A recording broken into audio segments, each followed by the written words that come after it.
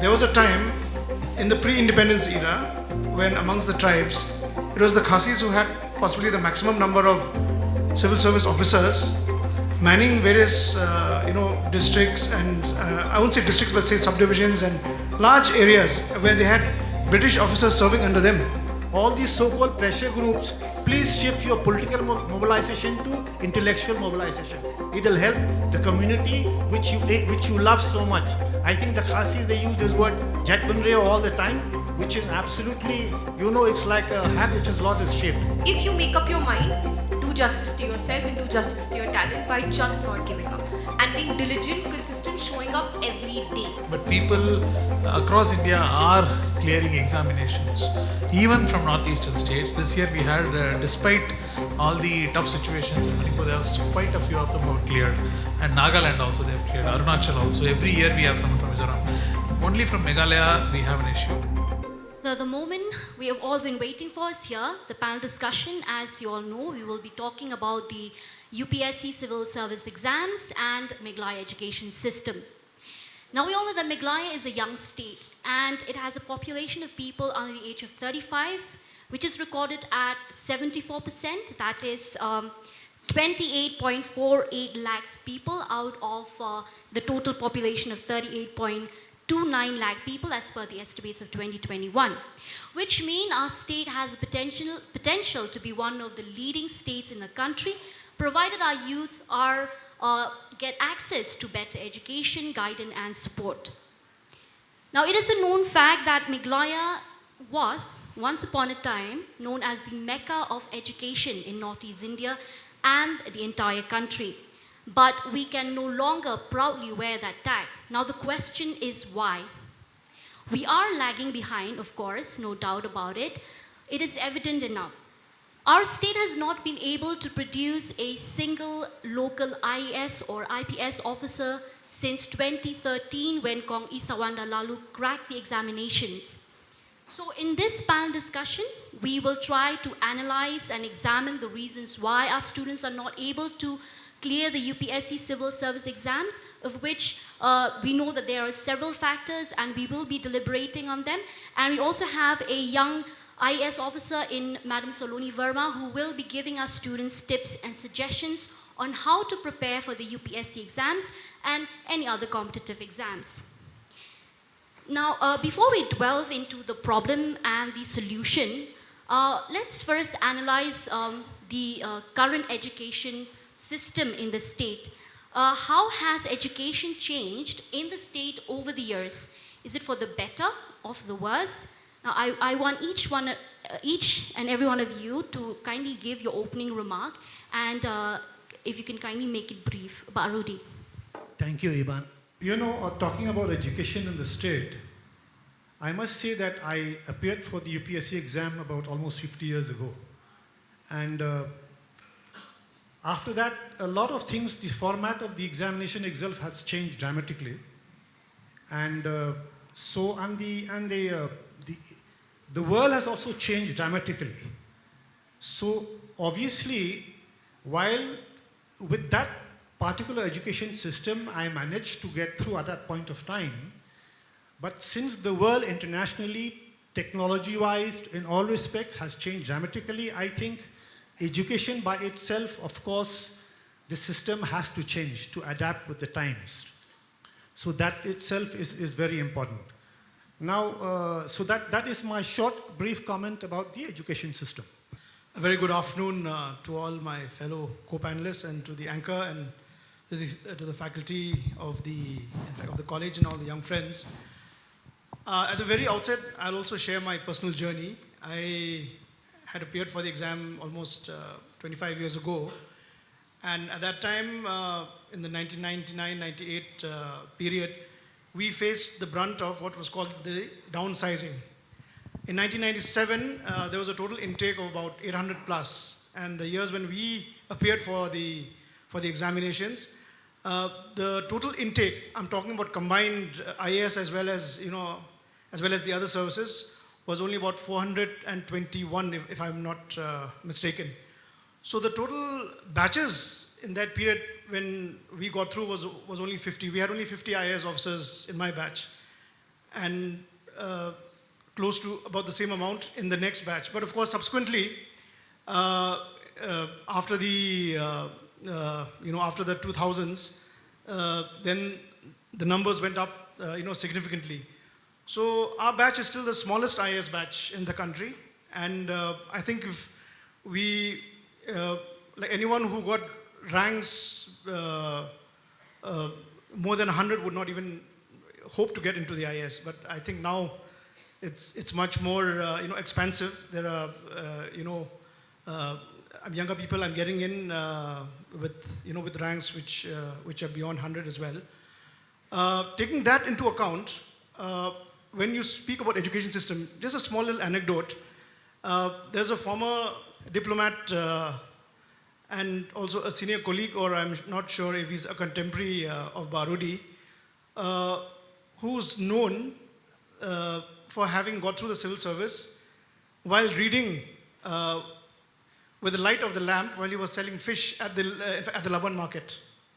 So is it the education system, or is it the will and the passion also? That is a question mark which I would like to pose. So if a young boy who was helping his mother sell fish could get through the civil service with his meager resources and studying by the light of the lamp in the Laban Batti Bazaar, as they call it, if he could get through the civil service without much resources, I don't see what are the difficulties that should prevent the younger lot from, from tracking this very prestigious exam. But Frederick, I've heard stories that you cleared the UPSC twice. Is it true? Yeah, the first time around I got into the audit account service. I was eligible for police and as well as the foreign, but I was not inclined towards both, though my rank was fair enough to get into both the other two. So I sat subsequently, I appeared subsequently, and by God's grace, things fell into place. Firstly, thank you for having me. It's an absolute privilege and delight, and this is a beautiful campus, so many congratulations to everybody. Secondly, I have much less experience than all my other panelists, so I cannot make broad comments on the system, but I have just noticed two things in my limited tenure in this state.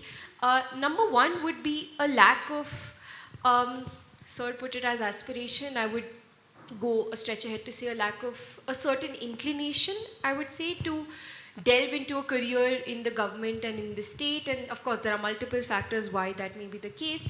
And second, I also think there is a lack of adequate awareness. In the age of social media, there is so much hysteria, there's so much hype about this examination in particular, and I've interacted with many young people who seem to think it's an insurmountable, really difficult task. And that is a lot of paranoia with movies like 12th Fail, making it look like this huge sort of monster which cannot be tamed. So I personally feel that a combination of A, lack of inclination for whatever reasons, and B, a certain hysteria around the exam which makes it look like, oh, we can't do it. I have met very wonderful people here in Shillong and so on also, extremely smart, extremely intelligent. Some come to me to ask for tips and stuff, and when I share, they're just a little daunted by the process. So I believe it could be a combination of those two things, but as Sir rightly said, I think individual willpower can truly triumph if needed, and that's my opening remark. Yeah. Thank you, Saloni. Thank you, both Sir Rudy Varjari and Frederick Sir. Again, good afternoon to everyone. I'm also, as Kong introduced, I'm Ram Kumar. I'm director of MATI, and we also have an IAS Coaching Institute there, which we run. In fact, it used to be a small institute. It was called All India Services Pre-Examination Training Center, AASPTC. It was running in Secretariat campus as a small unit. Then when we were moved to MATI, then we put it together. Today we have about, every year we have increased the intake from, it used to be 40-50, now there are about 150 of them. We give hostel facilities to about 75 students there, free food, free staying, and free coaching. We give all the three things. And there is a certain selection process to get into the system because we have limited number of seats to get into the hostel. We get students from all over all the districts for equal representation. So we give marks and etc. as priority there, higher secondary and graduation marks and consistency in academics, so that we'll see that as an important, one of the important criteria in selecting.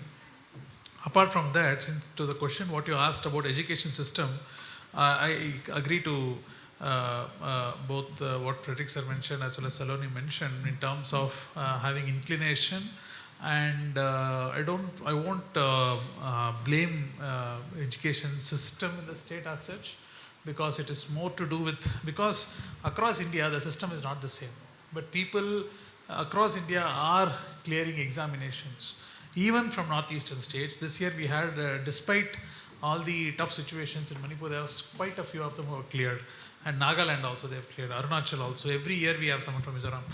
Only from Meghalaya we have an issue. I mean, I would like to correct, there was one Ankur Das who cleared last last year he cleared the 2022 exams. So he is the last IAS officer from Meghalaya as such.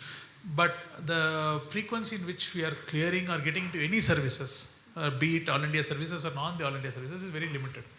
It has to do a lot with the commitment along with inclination, aspiration. I think the system, what I think, if you can connect with the education system and the services, what I think is that the education system in Meghalaya is probably still not very demanding in terms of commitment. I think once we have that level of commitment to something we pursue, and as Saroni rightly pointed out, they feel it is a very daunting task to clear something like UPSC. It is not. It is actually not. We have had multiple examples from Meghalaya itself, and people are clearing all the time. And it is not a daunting task. It is not to be something to be scared about. I have had friends who have scored less than 60% in their UG schooling and etc. They are today IPS officers and IAS officers also. So that is quite possible. So I don't find anything to do with education system per se completely. But however, having said that, the system, the commitment which the UPSC demands because of its magnitude in terms of examination, the multitude of kind of people who come from, that commitment has to be there. That's the only thing I think I would like to highlight. I just want to add to this, what we are talking about the motivation part of it. Obviously, with me personally, it was a self-motivation. I'm very clear about it. And as the other three panelists have also said, it's the same thing. Now let me try something out of the box. How many of you here, you as students, want to sit for the UPSC exams? Can you please raise your hands? See. Okay. Okay, that gives you an idea. Now, while we talk about self-motivation here, which is correct, the commitment, everything, there is also something called collective motivation. That's why I asked all of you here together. Now, at least in my case, when I got selected that time in the batch, majority, I think at least 10 to 15%, if I maybe in 20% were from St. Stephen's in Delhi. Why? Because the atmosphere in St. Stephen's was such, collective atmosphere, collective motivation was there. So if in Lady Keane College today, if there is such thing as a collective motivation, certainly it will impact on each and every one of you. You will have not only raised 2-3 hands, but maybe at least 10 to 15 hands. Thank you. Thank you, Va. I would also like to add to that. I mean, on a lighter vein, you've all heard about the GNU, I think, GNU University. So it has managed to churn out a lot of civil servants. So the running joke there was that if you recite your alphabets, they would say A, B, C, D, E, F, G, H, I, A, S. It would end there. So that's the kind of peer pressure, that's the kind of peer learning that is there. And I also would like to add one more point is that, see, if you want to join the football team, you cannot automatically put on a pair of boots and go to, for a football camp or a football coaching in Delhi or in Calcutta and say after 6 months, I'll become a footballer. There has to be some inherent sub-skills, some subsets have to be there. Like all sports, you have to have speed, stamina, skill, strength. So if you are naturally a good athlete, it would help you to join football perhaps, or join any sport of your inclination. It could be cricket, it could be football, it could be badminton, but every athlete has got the skills of speed, stamina, skill, and strength. So these subsets have to be there. So many, of course, would feel that we go and take coaching to an institute in Delhi or XYZ, and then automatically after 6 months we will become ready for the exam. But it's important that you have the skill sets in the sense that you have to have, a kind of curiosity for learning, for deep learning, for newspaper reading, for forming opinions, reading an eclectic array of, of books as well as literature, so that your mind is, has got deep and broad perspectives. So it's very important that from a young age, you have to have curiosity, you have to have a very eclectic, reading, habit, so that, that itself becomes a very useful skill for you when you appear for civil services. The tragedy right now in this generation is that instead of deep learning, it's been replaced by deep browsing. I mean, even newspapers that we read the in-shots. We don't have the patience to read editorials. We don't have the, the kind of rigor that is required to read articles anymore. There's no in-depth reading anymore. It's all, we all have short attention spans. We only want to read headlines. But to be able to crack the civil service, you have to form opinions, you have to have deep learning. So that's one thought I'd like to leave at this moment. Since we're talking about the sense of curiosity, Frederick, I think I would like to direct this question to you. Do you think the docile attitude of most of the tribal people is one of the factors? Because I believe all of you have noticed that compared to the students from other communities, our local students, they are what we call the quiet types. They rarely ask questions or seek clarification. Do you agree? Not necessarily. I give you the example of that senior gentleman, a senior diplomat, who, despite having access to very meager resources, while helping his mother after he had free time, he would, read by the light of a flickering lamp in the fish market. So I don't think so. I mean, and it's not about being loquacious. It's not about being assertive. It's about the quiet inner strength that you have. The quiet mental, mental toughness. You might not be loquacious. You might not be outwardly articulate, but there can be an inner strength. There can be an inner resilience.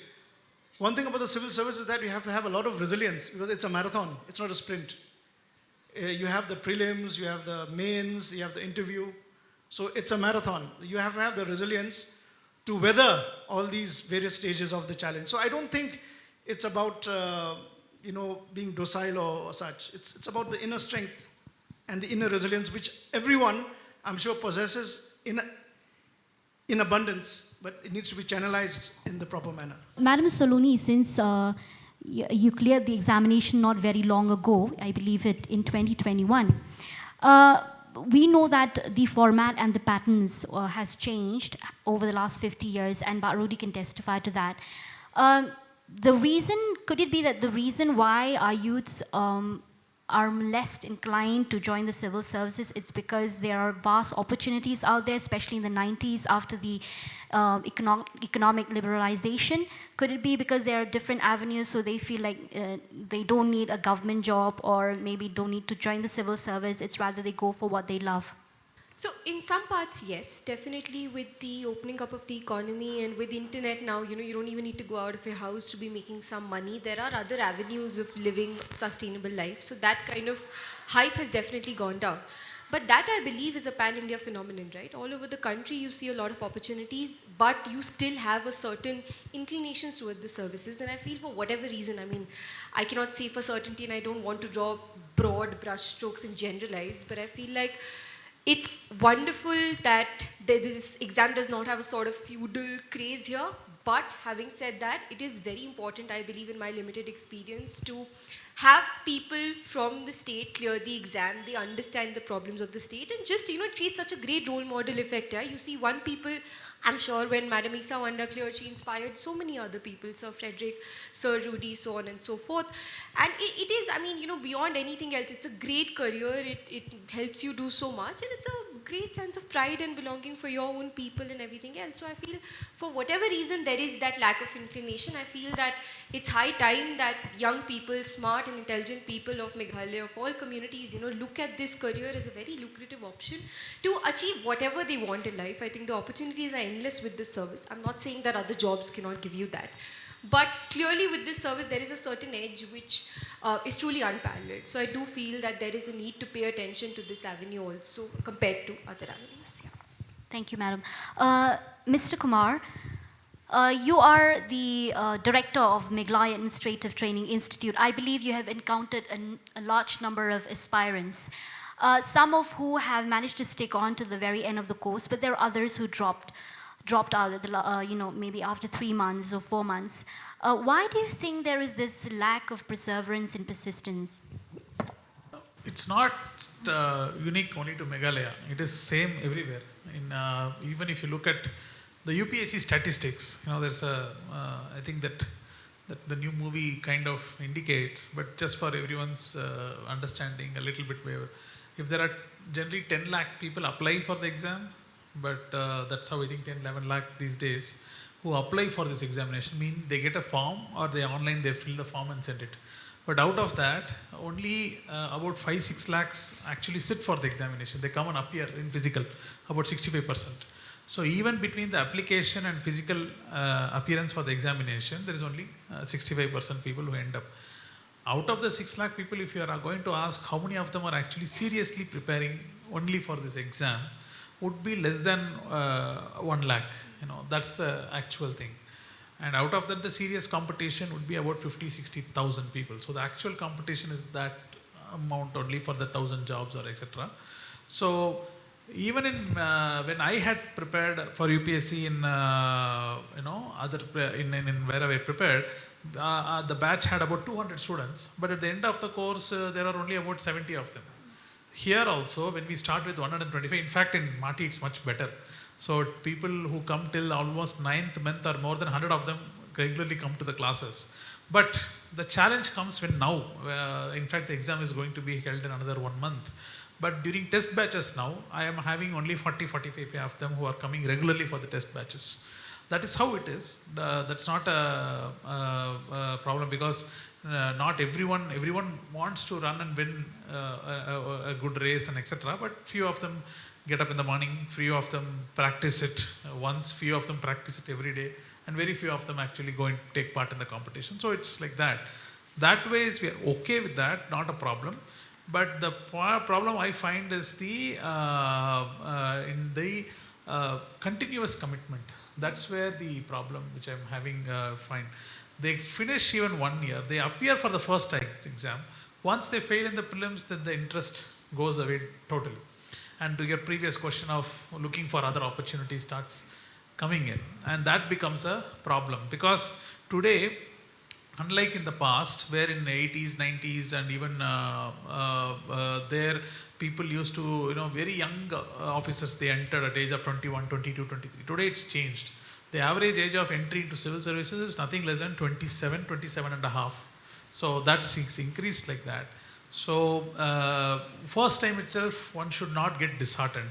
Should think that as a, it should like, okay, something we got to know and learn. The biggest charm of the UPSC exams is the opportunity it gives us for us to learn and understand things. It gives a wide array. We may not have come across so many subjects in life, and it gives a great opportunity, a pleasureful learning of so many subjects, from geography, history, economics, current affairs, geopolitics, and so many things we learn.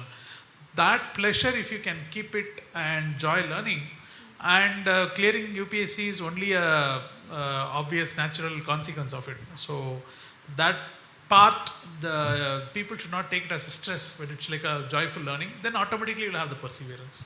I just want to, on this Mati part which we are doing,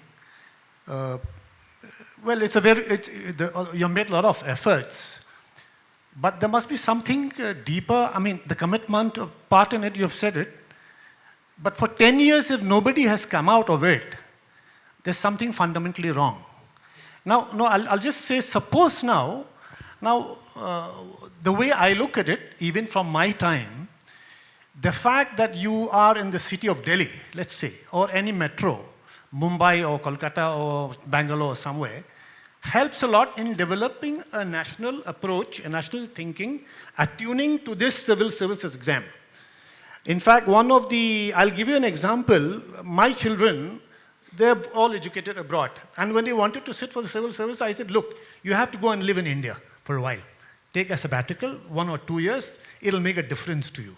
But appearing from abroad, even though they're highly knowledgeable, but for sitting for a civils, now, let's say from Meghalaya, let's say take the best 5 and put them in Delhi in some institute there for 6 months or 1 year. Do you think it'll make a difference? That has been tried, sir. Actually, It has been tried? Yes, sir. From Meghalaya House and etc. it has been tried. In fact, last year we had about 3 of them who cleared the prelims from institute. So I sent them to go to Chennai to sit and study for the mains examination. But it did not, maybe again it's the first time they've written.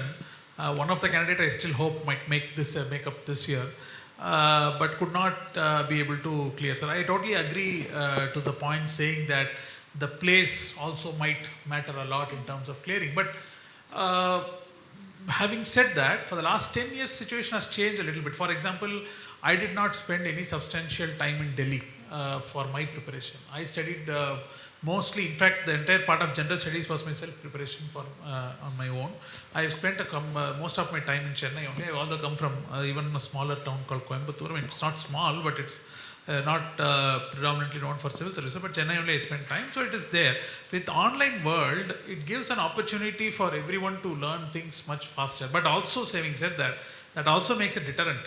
You know, people think everything can be learned online. Like what Pratik sir mentioned, they think that listening to a UPSC lecture is enough to clear UPSC. It's not. It requires the fundamental problem what you are addressing. So the fundamental problem I find is the span of attention has gone down so badly.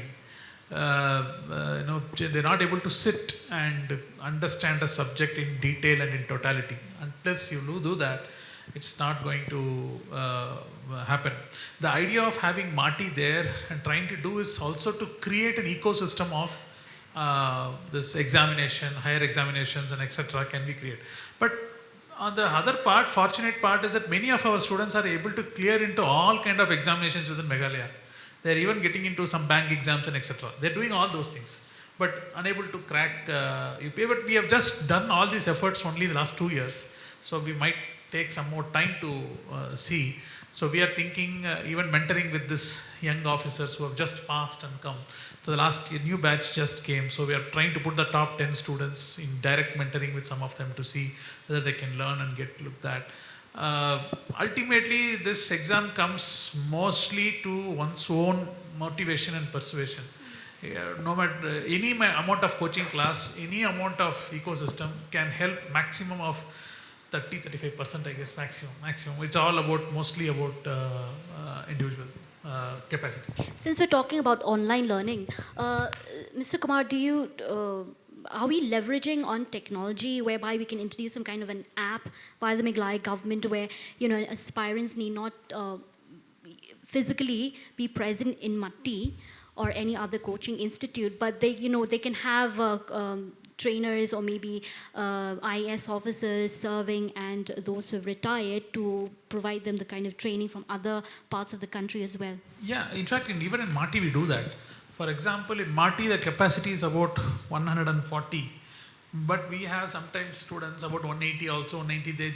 We give a Zoom link for those who want to join. So whatever class which is happening in Matti, people can listen in from wherever they want.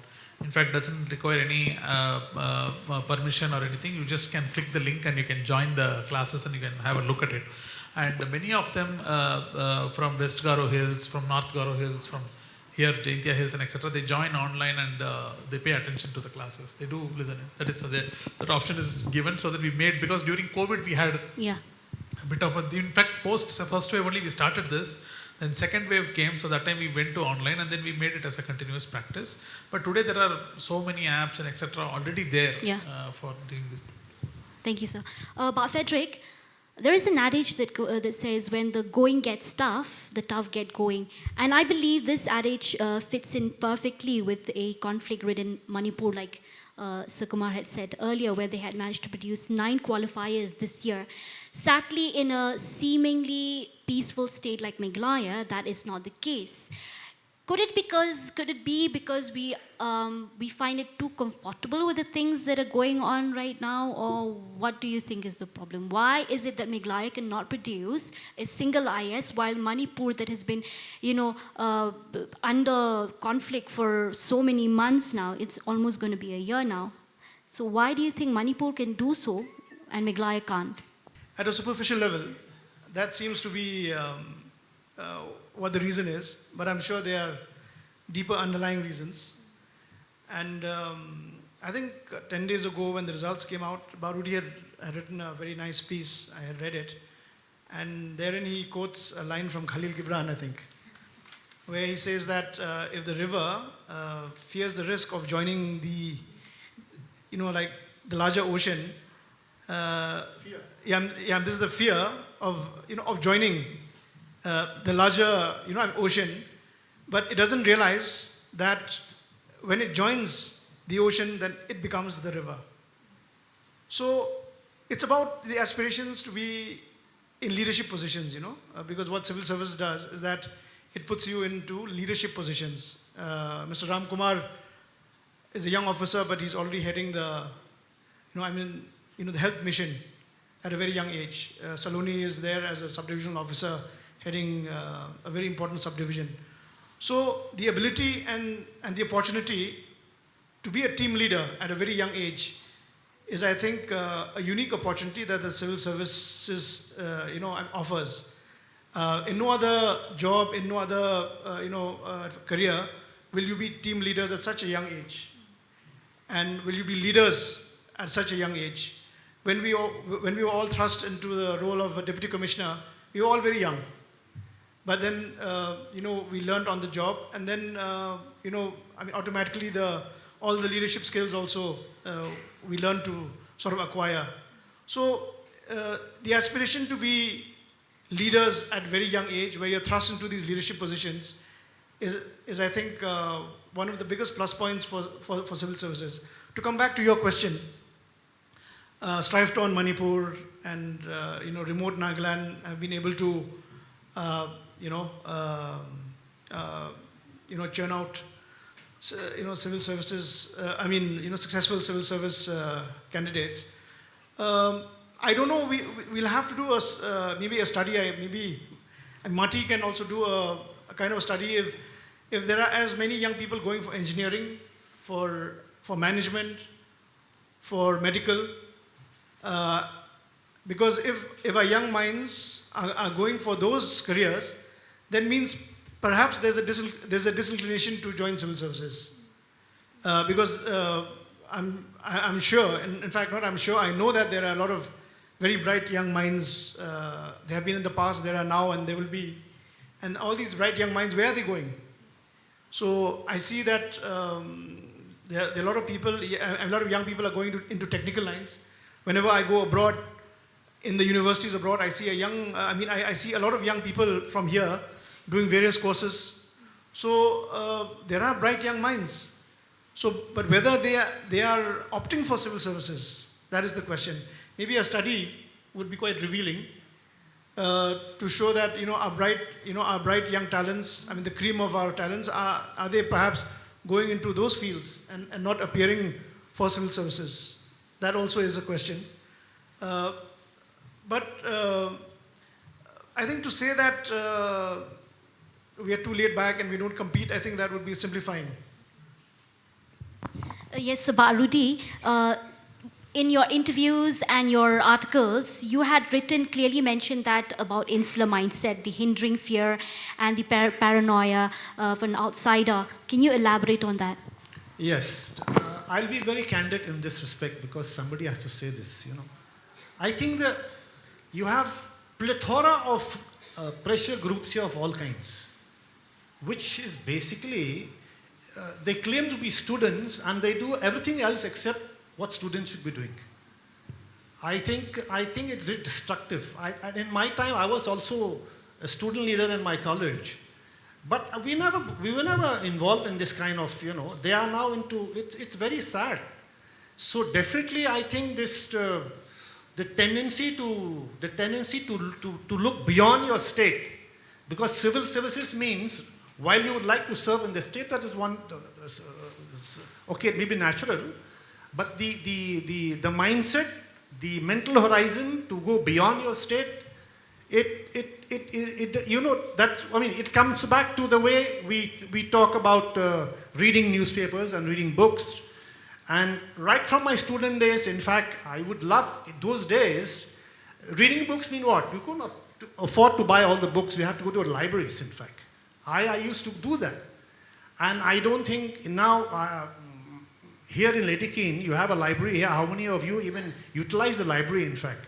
So those were the days, in fact, where we really search for something. Now, one advantage of technology now, if you want to understand anything, you want to know more things, you just Google. It helps a lot. That's if you know how to use it. But those days I have to search for encyclopedia to understand something. So, but the atmosphere, certainly the paranoia, in fact, Freddie was mentioned about, Khalid Gibran, what he said, what I wrote about, fear. Certainly there is, and I think it's very destructive.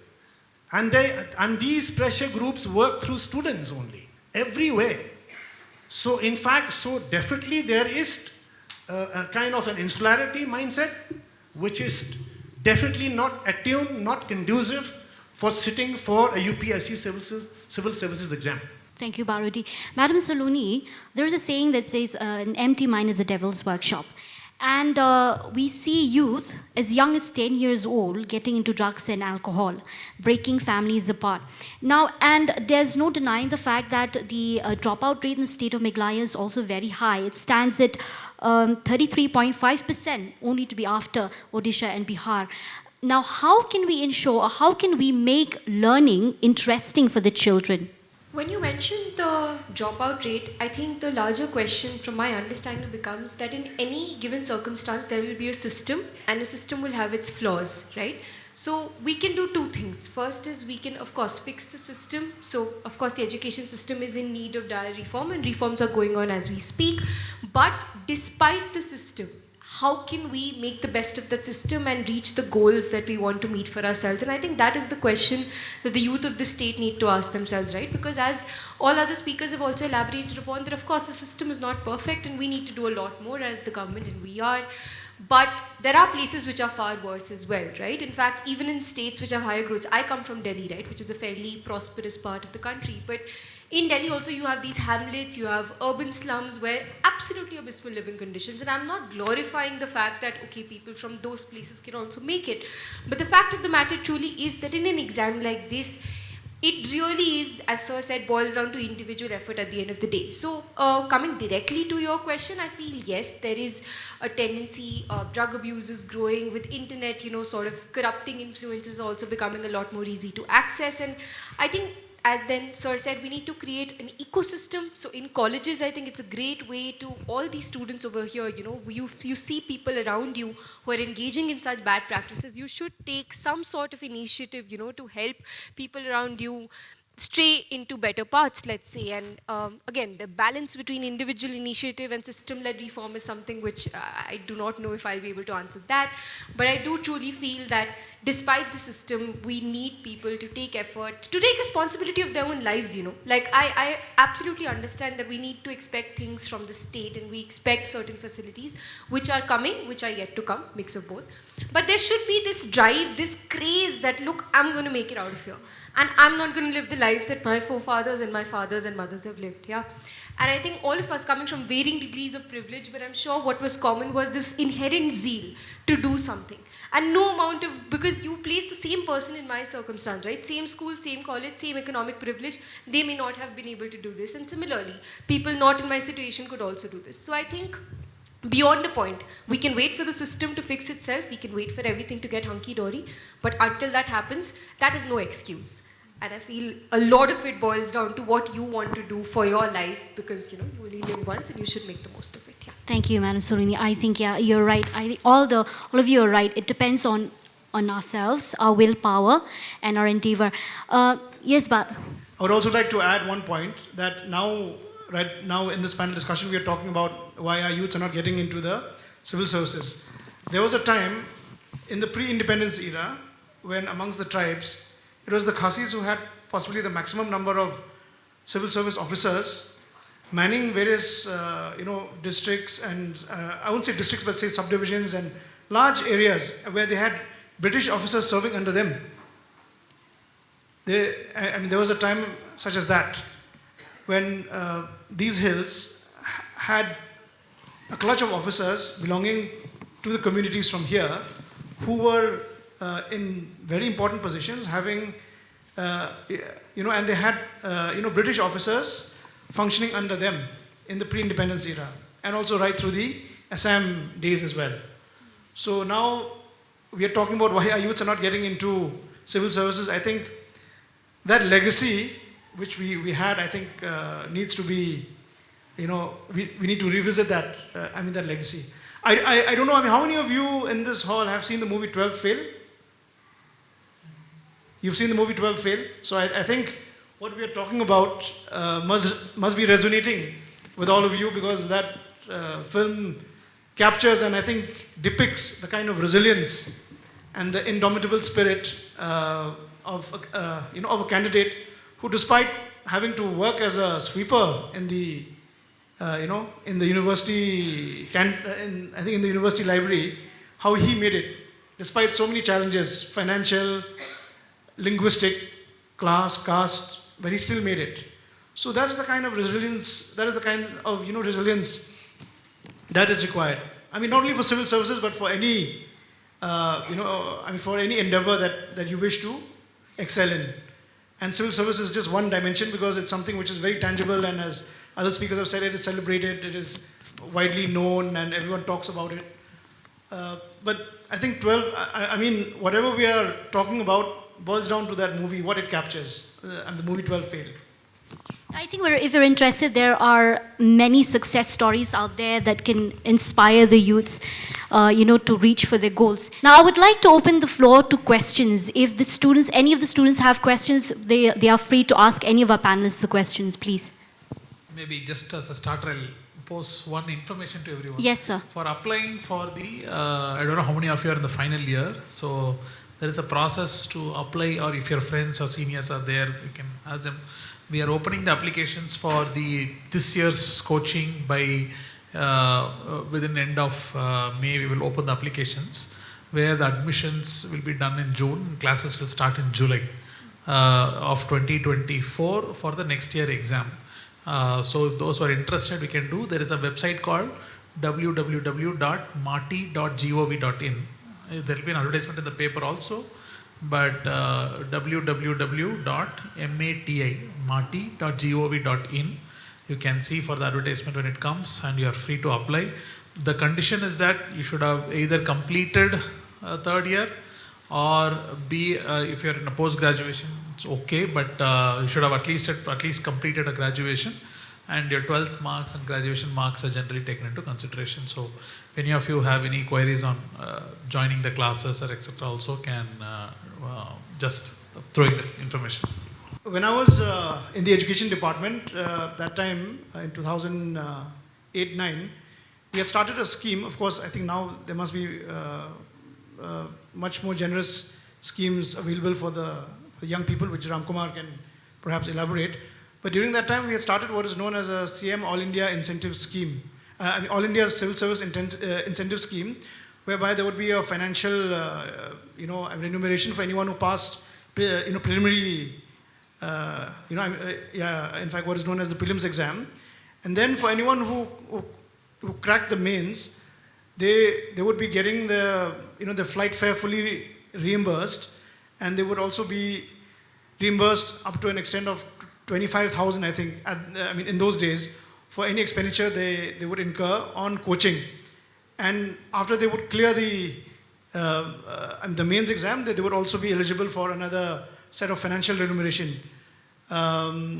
I think by now that incentive would have been enhanced much more. I'm not sure, maybe Ramkumar can elaborate. But this was done from the Directorate of Higher and Technical Education. It was called the CM All India Civil Service Scheme. So I'm aware that some of the candidates did avail. I'm not talking only about IAS officers, but we had a lot of young people getting into the allied services also in that period. Quite a few of them got into customs, into police, into railways and so on and so forth, and they did avail. I know of 2 serving IAS officers also who had availed of that scheme, and I'm not sure whether it's still in operation or not, or maybe Mati has a more generous scheme now that's on offer. Maybe Ramkumar can also highlight what incentives are there for young people who would like to take a crack at the at these examinations. We're just giving full free for everything, sir. In fact, you just have to sit and study. We give a place to study, food and coaching, and if you clear, of course, for interview and everything, we are arranging all the transportations and everything for those who clear. So, in fact, last year we spent the entire stay and coaching fee for the students who we sent to Chennai for studying, sir. For the whole period of 3 months, they were there, and we have funded the whole thing. Thank you, sir.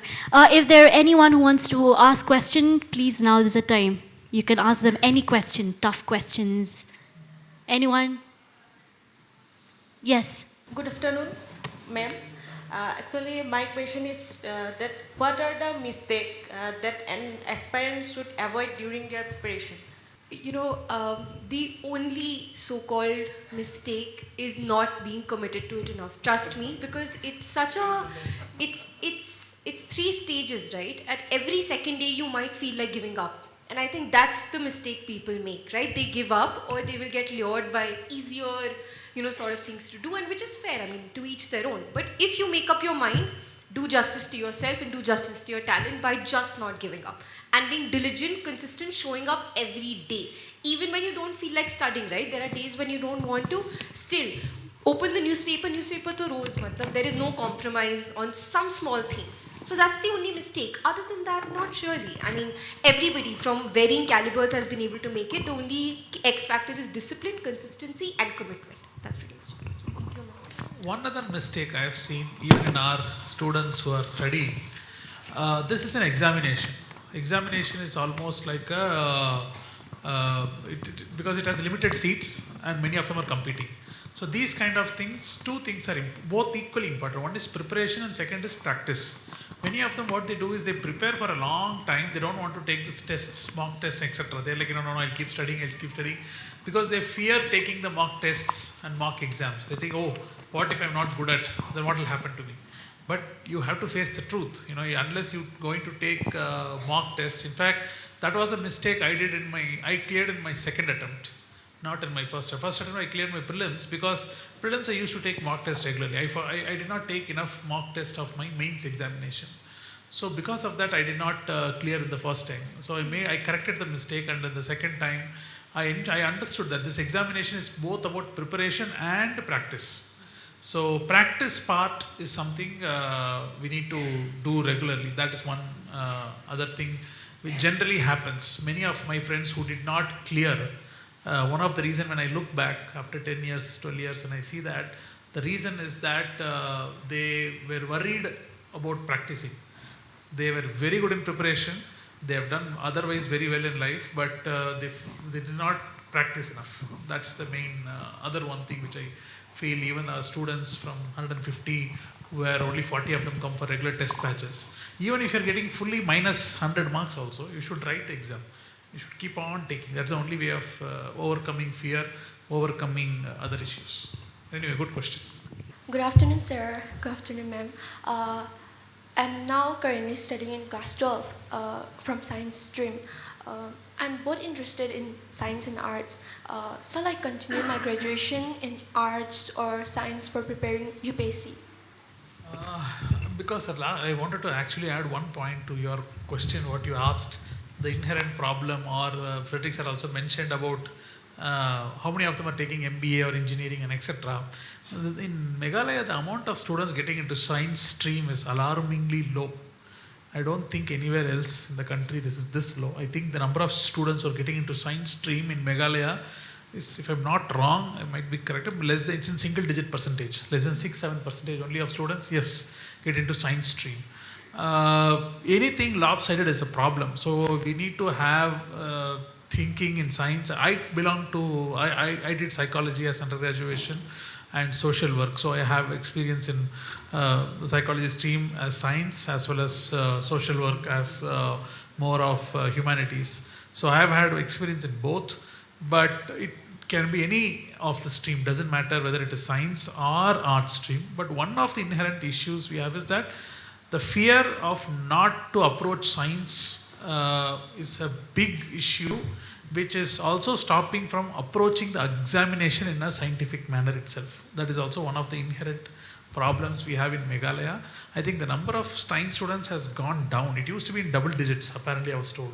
It has come down to single digits, the number of students taking in proportion. Just to add to what sir said, if you want to prepare for this exam, it does not matter, okay? This exam, IITians are clearing, people from so-called tier 3 engineering colleges are clearing, ordinary humanities graduates like myself are clearing, BA program, distance learning, so it's a plethora of people who are clearing, right? So you do what suits you best in college. If you're good at science, please pursue it. Just don't do anything for anybody's pressure or, preconceived notions, yeah? Like follow what interests you. This exam is a completely different ballgame and no stream gives you any edge. That's a big misconception. So don't fall for any of those traps. Please do what you're great at. That would be my advice, yeah. Thank you, ma'am. Yes, ma'am. To add to that, I think it's very important to study strategically because you have only so much time, and in terms of your willpower, your enthusiasm, it might wane. I mean, in fact, it wanes all the time. So you have to study strategically. You have to look at the previous patterns, and you have to see what what is likely to come. I mean, you'll get a sense of it also. If you have a peer group, learning group, or if you study and if you peruse and if you examine your question papers thoroughly, you will detect a kind of a pattern. So I'm sure even now as students you would know what is more important compared to the other syllabus. So study strategically, and of course it's good to have a comprehensive knowledge of everything all at once. But you have to plunge deeper in those aspects which may seem to be more important compared to the others. So I think strategic studying, or what they call smart studying, is also very important. So that, it's like you've got 6 arrows in your quiver, and you have to ensure that at least 4 of them hit the target, right? So you have to study strategically and study smart. Yeah. In fact, I'll just add, in my case, I was a student of economics, okay? But all my subjects I sat for the exams were all different. I took international law as the main papers, British history and European history.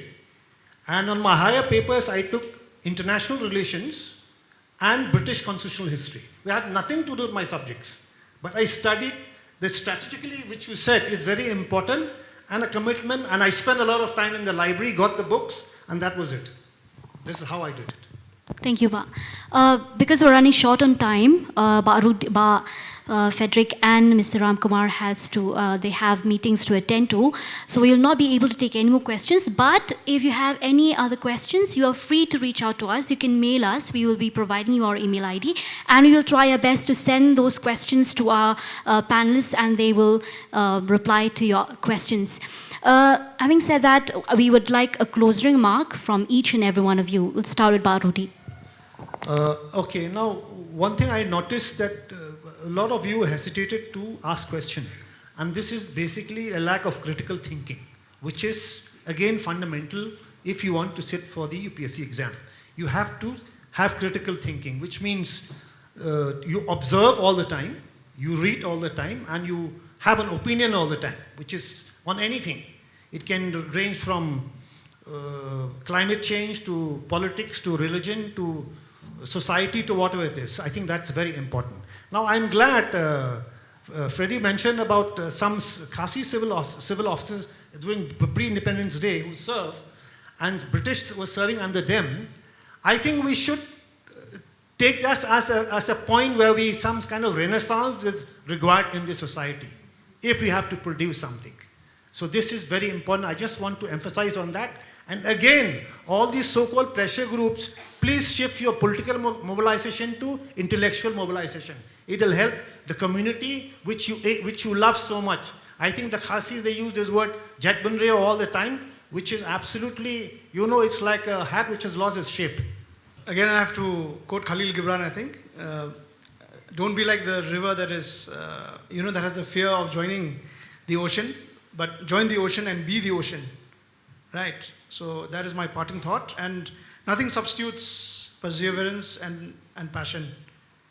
And then after you have both of them, please apply, use your roots, take wings, and let your dreams not only fly, but soar high. I remember back in college, I used to really despise it when speakers like, what I'm going to do right now is use very cliche kind of statements to motivate. But sadly, I think, I will apologize in advance. But the one line that I'm going to leave you guys with is, and it's one of my favorite quotes, it's very basic, you must have heard it, is that aim for the moon, because even if you miss, you will land among the stars. So all the girls here, I noticed some of them were writing. I would urge you and implore you to dream big, please. And after college, if you can, go out, of your homes, of your towns, of your cities, grab opportunities, the time is ripe. And particularly with the examination, it seems like a beast, but really, firstly, have a dream that you want to do it, and trust me, you can. Start with the syllabus. Most aspirants do not even know what the syllabus is, so start with the UPSC syllabus. It's a 90-page document. Start with that, and anytime, Sir's Institute is there. There are multiple people to help you, but I would also give my email ID to IBAN. Anybody, you can reach out to me. I would love to help in any way whatsoever. But please, please, please aim high. Do not settle for less. You only live once. Yeah, all the best. Thank you. I don't have much to say. I think all of them have mentioned it. If you are aspiring to do the civil service exams or anything else, just think about it every day and take one step every day towards it. Something you have to do. Those who asked questions or who would like to ask questions or etc. If you are looking to civil service, think today we have done something to move closer towards that goal. I have learned a new fact, I have understood a new subject, I have understood a new topic, I have spoke to someone new, something like that to move towards your goal. I think then you will have to end up, since all of them have given a quotation, I will also give a small couplet which drived my motivation throughout this thing. This is from, in Tamil there is something called Tirukkural, a small couplets which was written 2000 years plus, more than that ago. It says that even if the God has let you down, your efforts will never let you down. So that's the value of efforts which we have. Thank you. Thank you, sir. To sum up, I think all of the speakers have clearly mentioned that, there is no mistake. The mistake is only giving up. So we urge all of you not to give up. And if you have a dream, you run towards that dream. And obviously, we need commitment, the zeal, the perseverance, the determination to reach to that goal. So before I deliver the vote of thanks, I request the principal of Lady Keane to kindly felicitate our guest.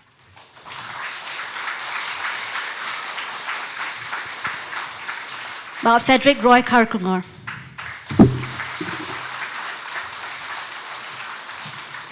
Madam Saloni Verma. And Mr. Ram Kumar S.